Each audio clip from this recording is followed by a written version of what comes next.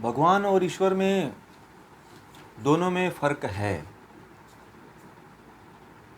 ईश्वर जो है अनादि है, अजन्मा है, कभी जन्म नहीं लेता है, ठीक है।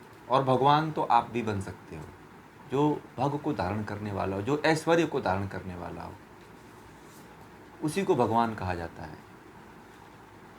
और ईश्वर जो है क्लेश कर्म विपाक आशय से मुक्त होता है योग दर्शन के अनुसार।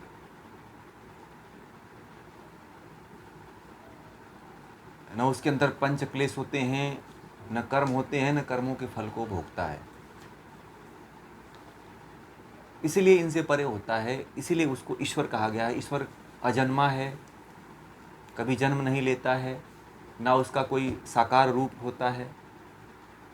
और जितने भी भगवान हैं और जितने भी ऋषि हुए हैं, जितने भी देवता हैं, वह सभी उस ईश्वर की ही उपासना करते हैं। और उसी ईश्वर की उपासना करके ये सभी जो है उस महाशक्ति को, उस महायोग को प्राप्त करते हैं। जैसे प्राचीन काल में हमारे देश में ब्रह्मा विष्णु महेश ये तीन देवता माने जाते हैं। तो ये तीन देवता जो है, इन्होंने भी उस ब्रह्म की और उस ईश्वर की उपासना करके ही जो है इतने बड़े योग को प्राप्त हुए। और इनके यह भी जो है एक महान जो है भगवान के नाम से प्रसिद्ध हुए। और इन्होंने पूरे विश्व में, पूरे भारतीय संस्कृति में जो है योग का, आध्यात्म का, धर्म का जो है प्रचार प्रसार किया, जिसमें सबसे अधिक योगदान जो है योग के क्षेत्र में भगवान शिव को जाता है। और उसके बाद जो है भगवान राम, भगवान श्री कृष्ण। कोई भी व्यक्ति अपने जब धर्म को धारण कर लेता है, धर्म को धारण करके अपने आप को जो है योग के मार्गों पे चल करके जब आत्मा को जान करके और आत्मा का साक्षात्कार करके परमात्मा को जान लेता है, वह उस अवस्था को प्राप्त हो जाता है, भगवान की अवस्था को प्राप्त हो जाता है, ऐश्वर्य को प्राप्त कर लेता है। और जो ऐश्वर्य को प्राप्त कर लेता है वो भगवान की श्रेणी में आ जाता है। परंतु ईश्वर कोई नहीं बन सकता है। ईश्वर एक ही है और सर्वाधार है, सर्वंतर्यामी है, आदि है, अनंत है, अजन्मा है, अनुपम है, सतचित आनंद है। ईश्वर के जितने भी नाम लिए जाएं, कल्याणकारी है, ठीक है ना। ईश्वर के निराकार है ना, निर्विकार है। ये सब ईश्वर के ये रूप हैं, ईश्वर के नाम हैं। ये है जिन नामों के द्वारा ईश्वर को हम जानते हैं। तो इस तरह से जो है भगवान और ईश्वर में हमें अंतर जानना जरूरी है। यदि इस अंतर को नहीं समझेंगे तो शायद हमारा जीवन जो है किस पथ पे चला जाए, किस तरफ भटक करके चला जाए, ये कोई नहीं जानता है। और सदा यही भटकाव चलता रहेगा और कभी आप मुक्त नहीं हो पाओगे। क्योंकि भगवान राम के समय में, भगवान श्री कृष्ण के समय में यदि आप उस ग्रंथों को पढ़ेंगे, उन शास्त्रों को पढ़ेंगे, तो वो लोग भी उसी ब्रह्म की उपासना किया करते थे। वह भी जो है उसी ईश्वर की उपासना करके जो है इतने उच्च स्तर तक प्राप्त पहुँचे थे वो लोग भी।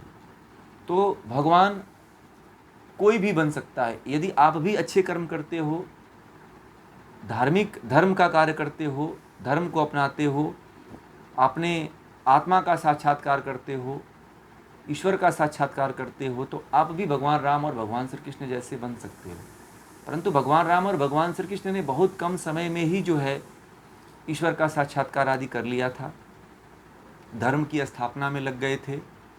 अभी हम लोग बहुत पीछे हैं। अभी हमको तो अभी ज्ञान ही नहीं है, न अपने शास्त्रों का ज्ञान है, न हमें योग का पूर्ण रूप से ज्ञान है। तो जब तक हमें इनका ज्ञान नहीं होता है तब तक हम उस योग्य होते भी नहीं हैं। और मुक्त वही होता है, मुक्त वही व्यक्ति होता है जिसके अंदर ज्ञान हो। जिसके अंदर ज्ञान नहीं होता है वह व्यक्ति मुक्त नहीं हो सकता है। मुक्त होने के लिए पात्रता होनी चाहिए। तो सबसे पहले वह पात्रता क्या है कि अपने वृत्तियों को नष्ट करो, पंच क्लेशों को नष्ट करो, और जो है ज्ञान, जो से महर्षि पतंजलि ने कहा है योग दर्शन में कि जो है विशिष्ट ज्ञान को प्राप्त करो, विवेक को प्राप्त करो। ऋतंभरा प्रज्ञा जो है उसको प्राप्त करो, विशेष बुद्धि को प्राप्त करो। सिंपल भाषा में कि जो सामान्य बुद्धि है उससे भी एक उच्च कोटि की बुद्धि होती है, उसको प्राप्त करो। उस विवेक को प्राप्त करो जो विवेक जो है हमें आत्मा से लेकर के परमात्मा तक पहुंचाता है, उस विवेक को प्राप्त करो आप। तो ये अंतर है ईश्वर और भगवान में। ईश्वर और भगवान में बहुत लोगों के बीच में एक ही मानते हैं कि ईश्वर और भगवान एक ही है। ठीक है, तो ईश्वर भगवान एक नहीं है। सबसे पहले तो आप लोगों को जान जाना चाहिए कि भगवान आप अपने कर्मों के द्वारा बन सकते हो। आप भी, यदि आप भी आज तप करते हो, तपस्या करते हो, तो आप भी जो है भगवान बन सकते हो, परंतु ईश्वर नहीं बन सकते हो। क्योंकि देखिए, इसलिए नहीं बन सकते हो कि आपके अंदर जो आत्मा है वह अल्पज्ञ है। अल्पज्ञ का मतलब कम ज्ञान वाली है, और परमात्मा जो है सर्वशक्तिमान है, सर्वांतर्यामी है, सबसे बड़ा ज्ञानी वही है, सभी गुरुओं का गुरु वही है, परम ब्रह्म है, परमात्मा है, सब कुछ वही है।